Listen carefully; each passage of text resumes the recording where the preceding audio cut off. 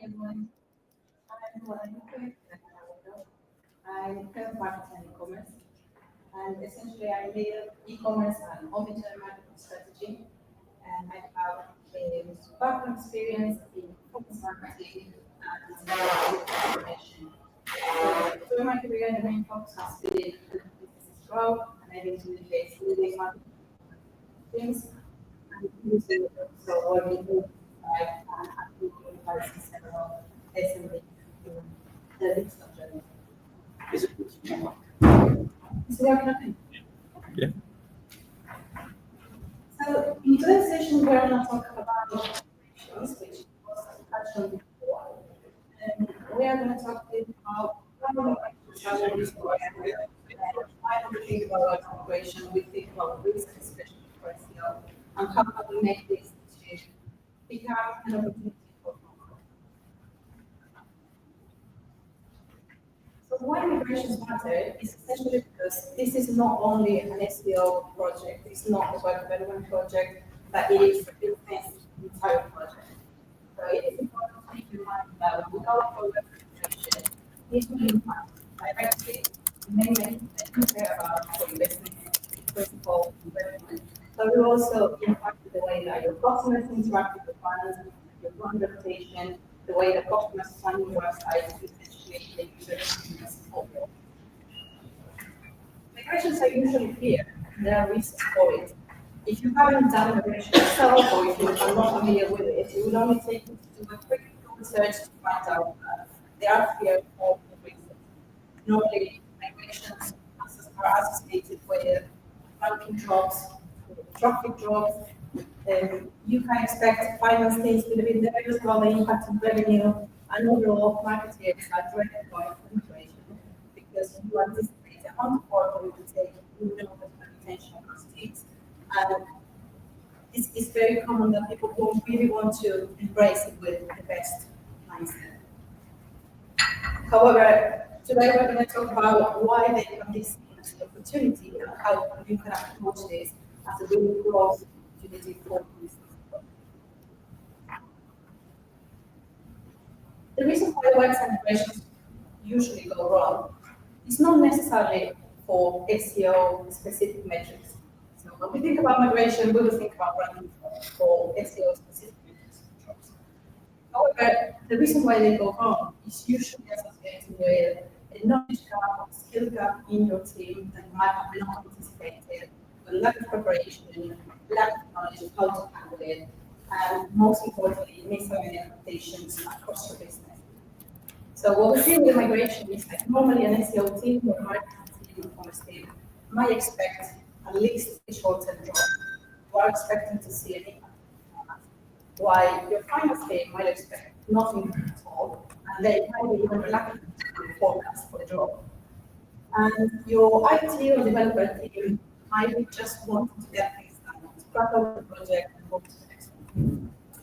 However, without that alignment is the reason why migrations usually go wrong.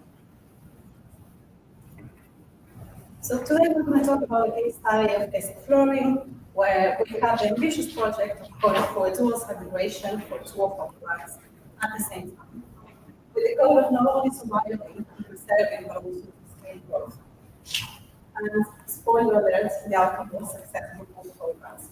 So today I really want to share some of those experiences, some of the lessons behind the scenes, what worked for us, what didn't, and how to avoid it. So thinking about migration and how to make it a success, really you can think about it as three pillars. The first pillar would be your pre-migration work, or the planning, and also the execution. So exactly what you need to do to make it happen. The second pillar would be the post-migration work, which essentially entails monitoring, being really close to your numbers, and focusing on frequency. And the third pillar is how are we going to align UX and CRO with SEO for long-term growth. So here in this slide, you can think about this as your to-do list before migration. However, if you don't like the term to-do list, you could focus on it as a roadmap. You can think about it as a to-do project that needs to happen before migration. So for me, it was really important to think about it as all the things that needed to be checked before going live. How I was going to work with my entire team, with my agency, with members to make sure that all was appropriately on time. So the first step is drawing a benchmark. So essentially in this step, what you want to do really is to have snapshots of how your website looks like today, your current website. You need to understand how performance looks like before. So this will become your pre-migration picture, so you can compare after migration as well. So for real life mapping, the second stage is one of the most important ones, which essentially means that you need to start identifying where are your current URLs going to land on your site.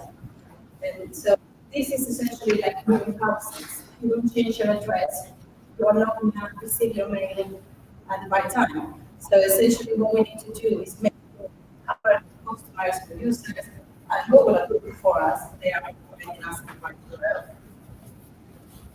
The third point is updating tracking. So as marketers, we all know how important tracking is. However, why it is so difficult to get right. So in this point, it's really important to make sure that yourself and your teams understand what you need to do to track properly in the new site, update your GA4, update your pixels, update your tracking, and make sure that your reporting will look like the previous one in terms of being able to have like comparison. Then talking about the architect review, essentially this means it's an opportunity as well to review how is your site structured, how easy it is for customers to find your products, and there's an opportunity as well to identify what you can do different now that you have started. And finally, content audit. In this stage, what we need to do really is focusing on not migrating everything blindly. So if we do that, we lose the opportunity then to really focus on growth. So the content audit allows us to understand what content is working for us, what is it. It's an opportunity to merge and to leave everything that is not working behind.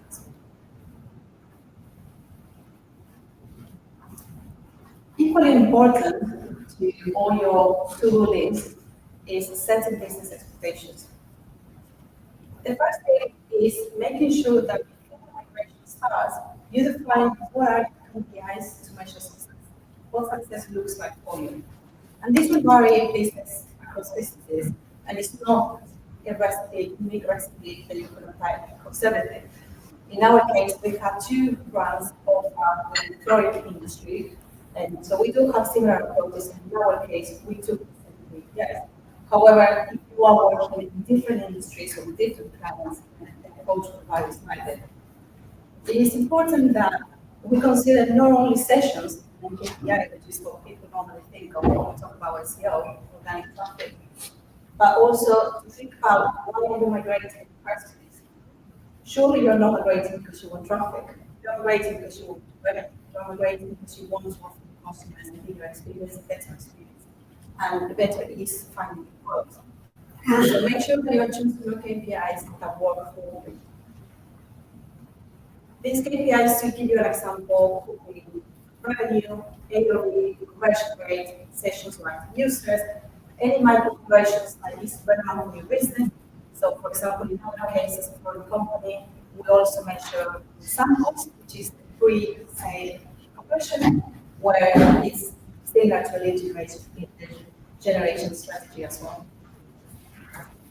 In second place, you need to consider forecasting risks and recovery. So your finance team might be reluctant to forecast for this, but you do need to do your job. You do need to make sure that this is something that you are accounting for. So make sure that you are considering a best case scenario, a worst case scenario, and longer recovery, which might also involve some budget to recover faster. And what is the expected old benchmark that you're aiming for? And then ultimately align with stakeholders. So again, this is the emphasis on the migration is not just SEO or web development work. It really involves everyone in business. So this means that you do need to understand who else will be impacted, what are the stakeholders need to be aware of this, and this will involve your product team, your finance team, your sales team, and everyone needs to be working together along this side. Then we move to the execution.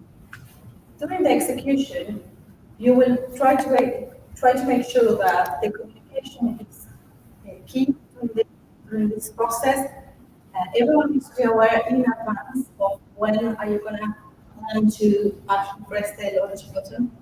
And during this stage, it's highly important that you keep communication, especially with all the channels or all the leaders that are working in different channels, especially paid media. So during the execution, you need to make sure that you are ready for it, that your teams are ready for it, and that the entire business is aware.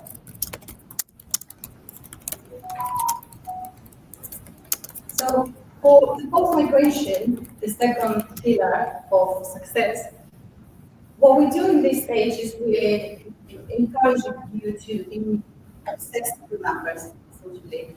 The closer you are with the numbers, the closer you are to understanding your business before and after picture, the quicker it will be the recovery, and the quicker it will be for you to understand what's working most. In terms of SEO tracking, you do need to have a look at your search ranking, your organic traffic to identify any areas of improvement. These are the most common metrics for SEO that you would want to pay attention to.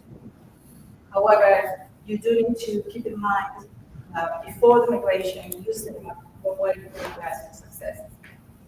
So I don't know if this is just in my team or the team that I've been in, but I find it very common that before doing an A/B test, before doing a big project, we tend to agree well and say, guys, we're going to have how successful it's like.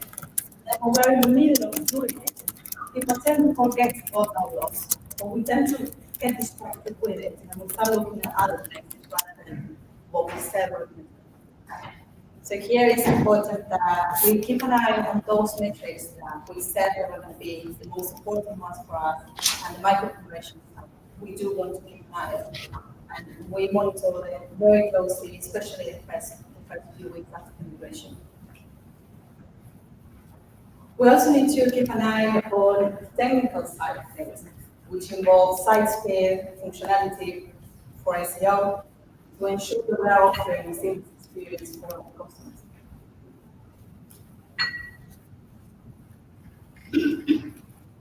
Now, talking about quick wins, these are most likely the ones that you will find after migration. These are the areas where you can expect things to go wrong. These are the areas where you can think of immediately after migration and start looking for errors before you see them. So you will want to optimize for lost pages. You will want to make sure that you are fixing any redirects, M404, which is essentially making sure that your customers can find you, can find pages where you are showing your product, and that you don't see any impact, especially in high traffic and high revenue pages. The third most immediate quick win will be refreshing any landing pages. It is really important to keep in touch with your media team, because the entirety of your Google Ads account will change.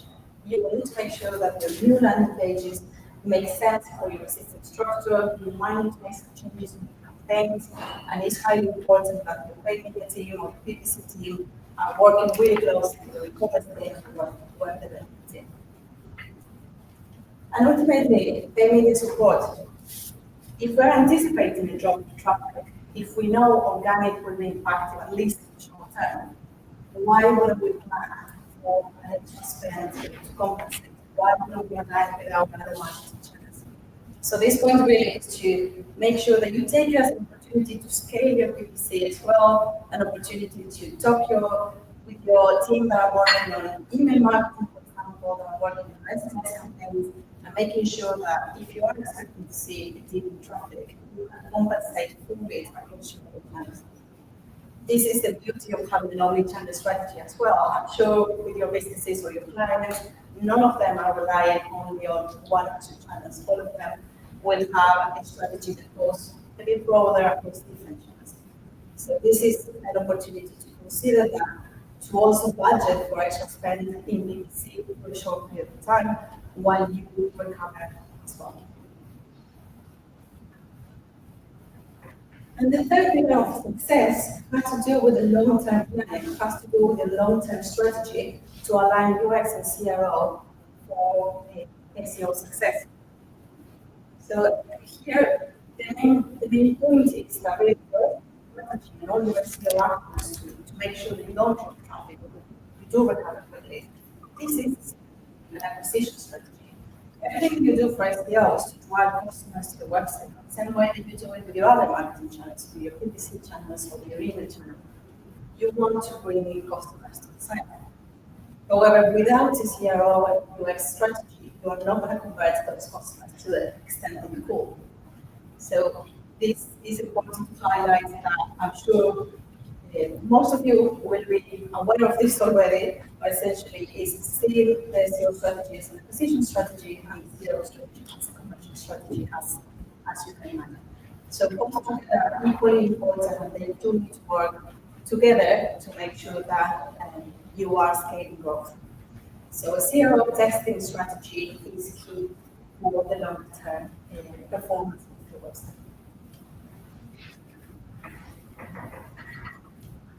In terms of common mistakes to avoid, the most obvious ones are the first ones, which should be essentially not doing what you're recommended to do in your to-do list, not having an account or no account audit benefits, have the audit URLs, not having a proper analytics setup, which usually happens initially. You might spot it months later if you're not close to the numbers.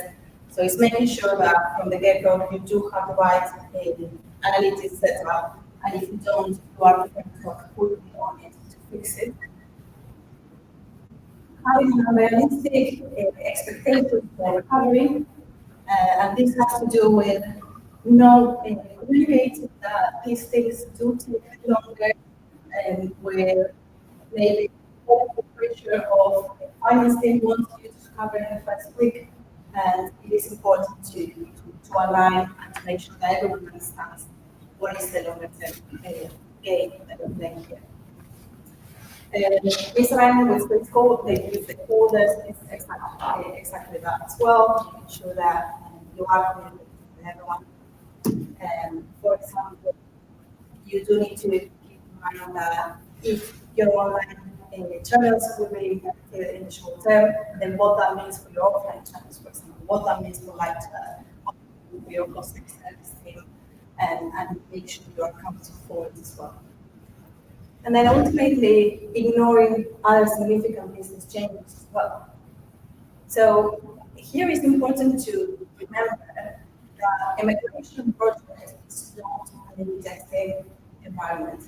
It's not changing one variable while everything else is equal, and we are not going to be able to reach like for like. With that in mind, it is really important that you do keep track of any other significant business changes might happen at the same time that will impact the performance. So, for example, is there any seasonality that might impact your before and after analysis?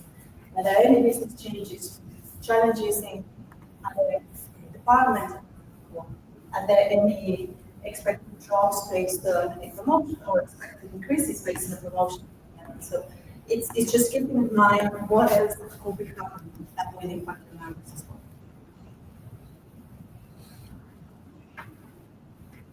So despite immigration being seen as a risk, especially for SEO, this is also an opportunity to open house model.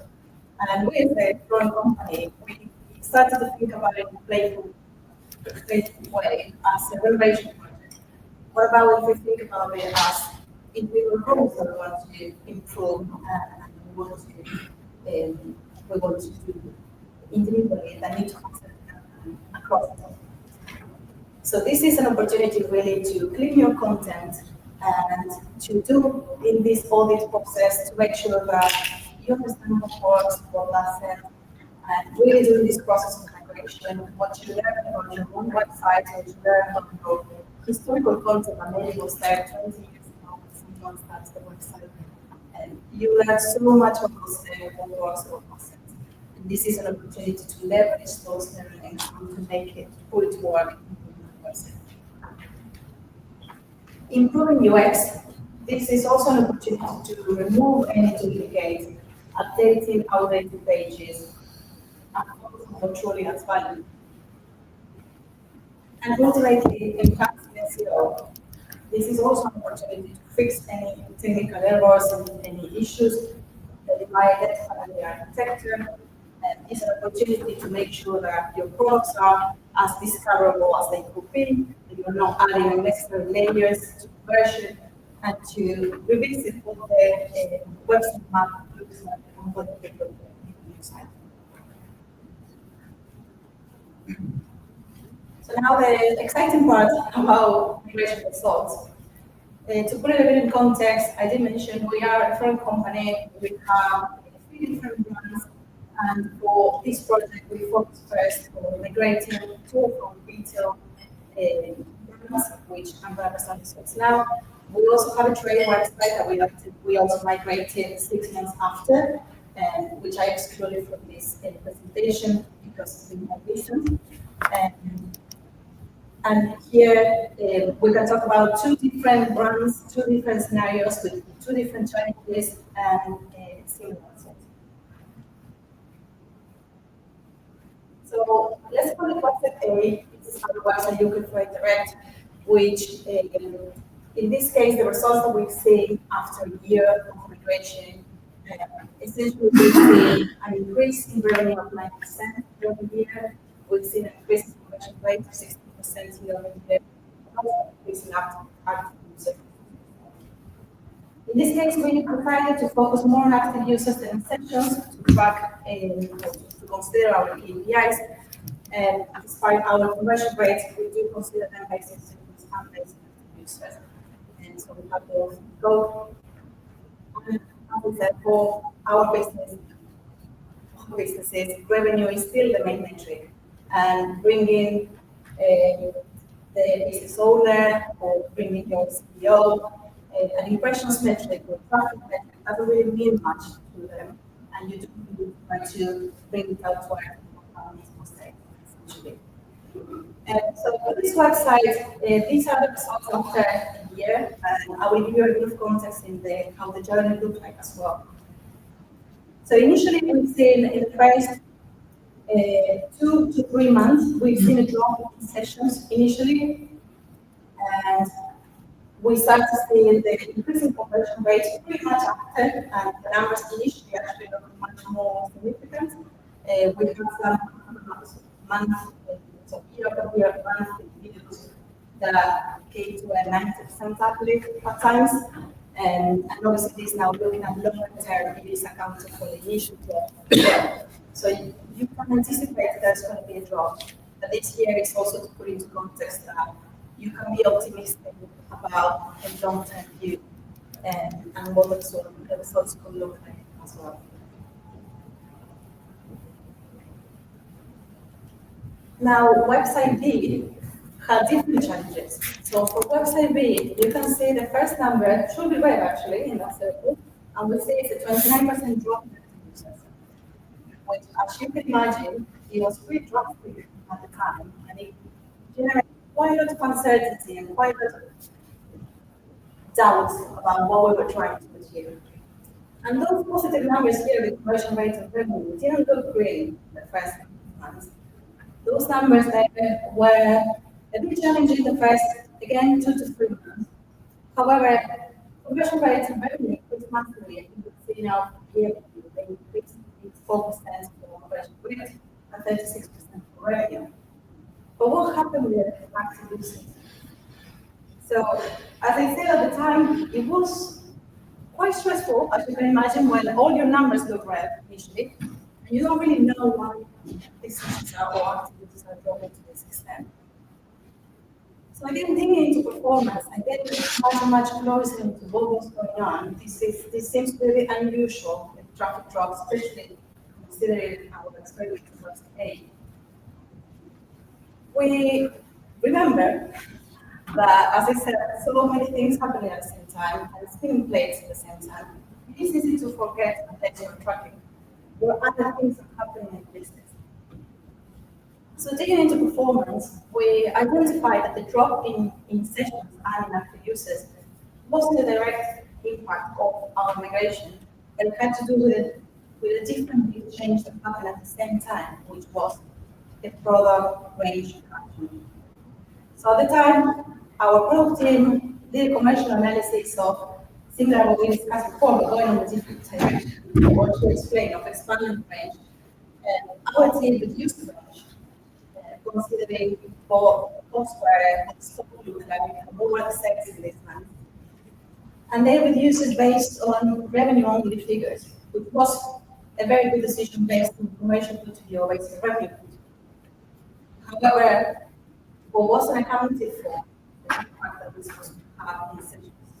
What wasn't accounted for was the this initially had in those sessions that were coming for products that weren't selling and were in the conversion in a different market.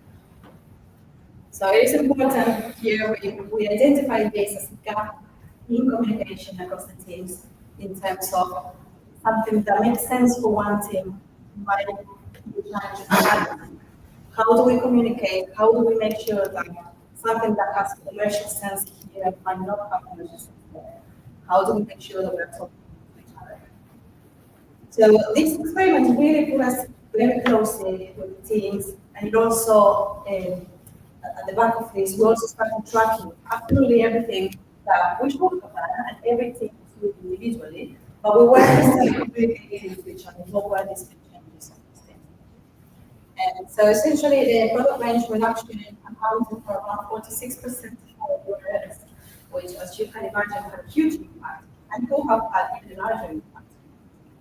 The positive news is that as soon as we started recovering from the migration impact in 3 to 4, we started seeing a huge uplift in conversion rate, which at times came up to around 200% compared to the weekly year-over-year analysis. So now accounting for the longer term view, this conversion rate number was actually 84% up year-over-year, and the total revenue was 36%.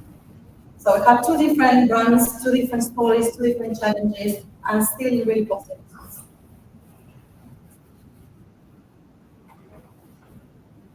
So to focus on the migration success, the elements that come repetitively as the main points are planning, be prepared, putting all your efforts to focus your presence in the planning stage. Communication, making sure that your teams are aligned and don't think about this just as an e-commerce or SEO project. And monitoring and adaptation. So be really close to your numbers. The more you look at them, the quicker you will spot anything that looks different. You will understand your trends, you will know what it looks like, and be prepared to adapt and to act quickly on the challenge. So the key takeaways from this session, if you are planning a migration, or if you think maybe you might do one in the future, or you want to discover why not to do one, I would say main takeaways are, if you're following that path, really plan and follow, stick to your to-do list or to your roadmap. Forecast KPIs and budgets, and make sure that your finance team are listening to your advice as an expert. That the finance team are aware of what that means for total revenue in the business, not only from SEO and traffic.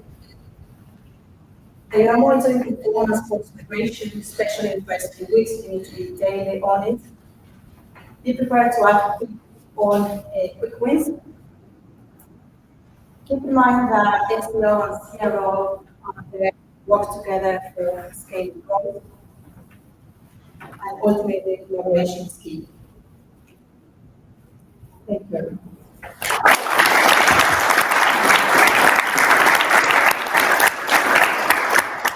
Any questions?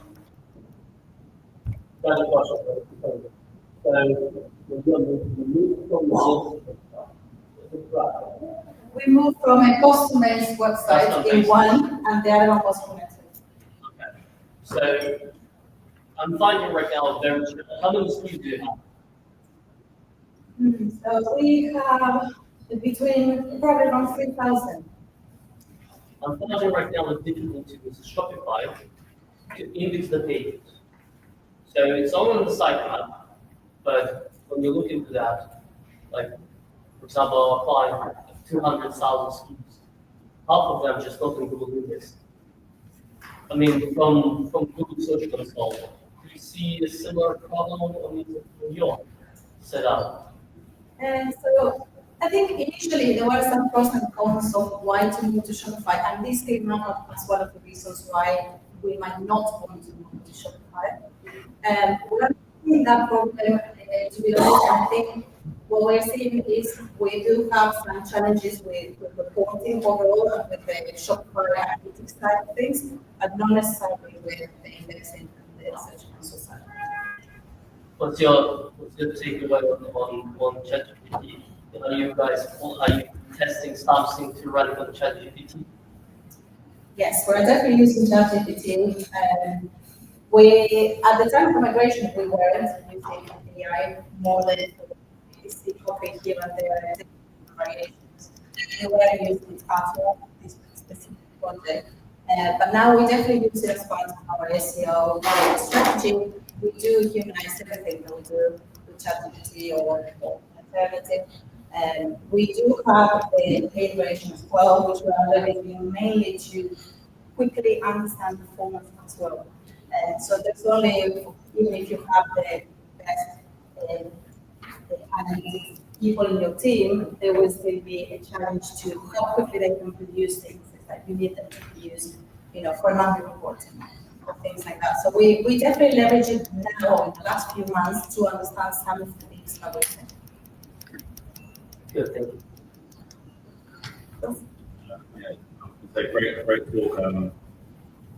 We were talking with Thermos, we've done we kind of oversaw a migration with them to some extent, but it's good to hear that it isn't just SEO, it's true.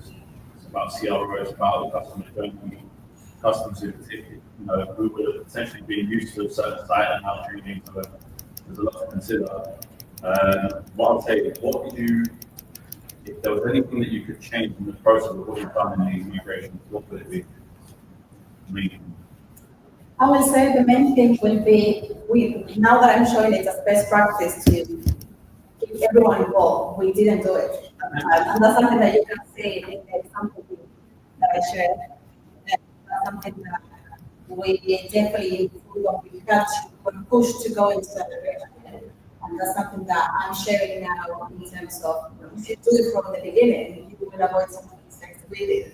And I think definitely something that I'm going to do different will be making sure that that SEO predictive drop also goes to both, for example, because when you are seeing red numbers initially, it is something that, as I said, an SEO team might expect it, but then if finance didn't really embrace that, you will become challenging because the business as a whole are not prepared to go through that journey with you. So it is really important we insist on that communication with stakeholders, because at the time, even if we were having those conversations, I don't think there was that expectation that it would actually be a job. Even if you mention it several times, and I think the expectation was to put it in the forecast to be shorter than.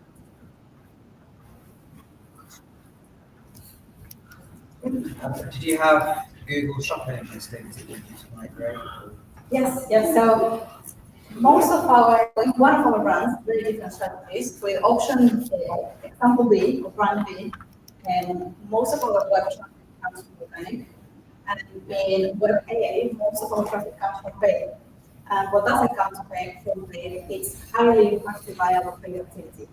And so this was part of it in terms of making sure that the PPC team, which is different team than the ones that were working in migration, are aware of what this looks like, what are the URLs that we need to change, and that everything that the e-commerce team or the SEO team with the web mapping is also communicated to the PPC team, because they do need to update all the URLs that the shopping listings, the search ads have, and that needs to be, it needs to make sense with the new structure.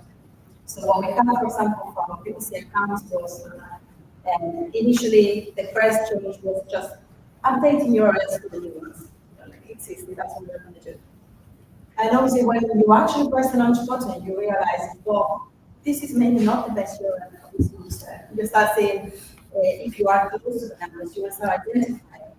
Okay, take this campaign, we are seeing this slight drop here in this area. What would be, even before goes to impacting revenue, you can start understanding, why this sale was the best experience for this particular shopping list and more.